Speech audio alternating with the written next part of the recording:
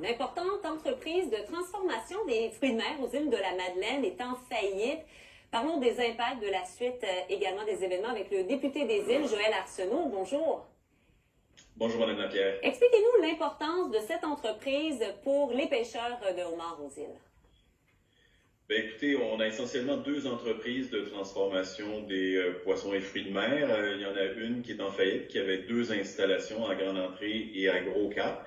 Il y a 80 pêcheurs qui sont associés, 67 pêcheurs de homards. La saison commence dans 2 mois. Ils ont déjà perdu plusieurs dizaines de milliers de dollars. Donc, il faut relancer l'entreprise. Il y a une faillite de 20 millions de dollars. Évidemment, ça touche des dizaines, en fait, 300 petites et moyennes entreprises qui doivent essuyer des pertes, mais surtout, il faut regarder vers l'avenir et relancer les opérations. C'est ce sur quoi on travaille actuellement. Et il y a vraiment course contre la montre, parce que vous le disiez, là, la saison de la pêche, c'est au mois de mai. Est-ce qu'on va trouver un repreneur? Il y a aussi cette idée qui émerge que les pêcheurs pourraient collaborer et devenir une coop. On en est où dans tout ça?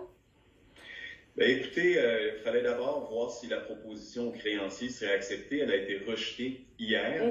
Et je sais qu'il y a un projet d'affaires qui est actuellement là, en structuration et ce sont les pêcheurs qui veulent se regrouper au sein d'une coopérative. Ils ont avec eux des gestionnaires d'expérience pour proposer une solution pour la relance. Il y a également d'autres propriétaires dans l'industrie qui seraient prêts également à déposer une offre. Donc, moi, je suis assez confiant que si le liquidateur porte attention aux besoins de la communauté, que ça peut se faire rapidement. Et il y aura un repreneur. On souhaite que ce soit une entreprise qui puisse effectivement avoir un plan d'affaires solide. Puis, si besoin est, que le ministère des Pêcheries et de l'Alimentation les soutienne, ou encore le ministère de l'Économie, probablement les deux. Pour vous, est-ce que ça prend des intérêts qui viennent des îles? Est-ce que ça doit être géré sur place? Bien, écoutez, c'est ce qui est intéressant à l'heure actuelle. On voyait les choses venir depuis juillet, là, depuis qu'on a su qu'il y avait des difficultés financières et que ce serait difficile de lancer un plan de relance pour la propriétaire de la Renaissance. Et je dirais que les gens ont commencé à se serrer les coudes et se relever les manches pour prendre en main l'industrie. Alors moi, j'ai pleinement confiance que les Malinots sont capables de gérer le secteur des pêches et ils n'ont pas baissé les bras. Au contraire, on y travaille activement. Il y a déjà une entreprise, Fruits de mer Madeleine, qui se débrouille fort bien.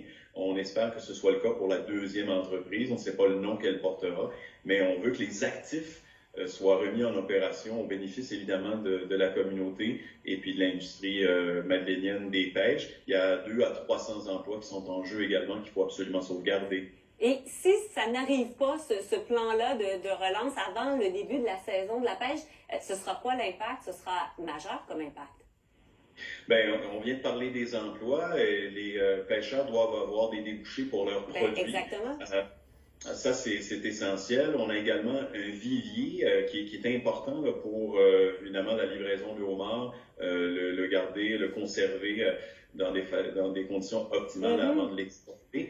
Donc, il faut minimalement que le vivier soit en opération, mais ce qu'on souhaite et ce qu'on croit qu'il sera possible, c'est que les opérations puissent redémarrer pour le mois d'avril, pour la transformation du crabe des neiges et éventuellement pour le homard. La transformation du homard n'est peut-être pas essentielle parce qu'il y a déjà un pouvoir d'attraction très fort pour le homard vivant sur les marchés, mais la transformation du crabe, c'est important.